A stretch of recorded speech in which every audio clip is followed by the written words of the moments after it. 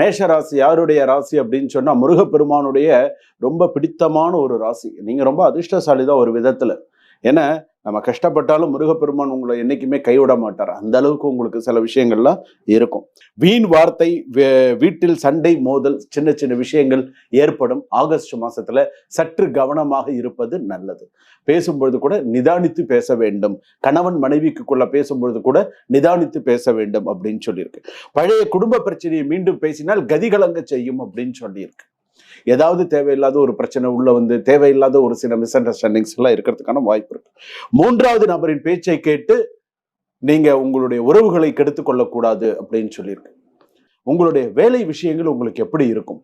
வேலை விஷயம் அப்படின்னு எடுத்துக்கும் போது அலுவலகத்துல நீங்கள் பேச்சை தவறாக புரிந்து கொண்டு அவமரியாதை ஏற்படும் சூழ்நிலை ஏற்படலாம். உங்க பேச்சை தவறா புரிஞ்சுண்டு அதன் மூலமாக அவமரியாதை ஏற்படக்கூடிய சூழ்நிலை வரலாம். வேலை விஷயத்துல கவனமா இருக்கணும். வேலை இடத்துல அரசியல் பாலிடிக்ஸ் அப்படின்னு சொல்றோம் இல்லையா, அது நடக்கிறதுக்கான வாய்ப்புகள் நிறைய இருக்கும். ஸோ கொஞ்சம் கவனமா பேசுங்க.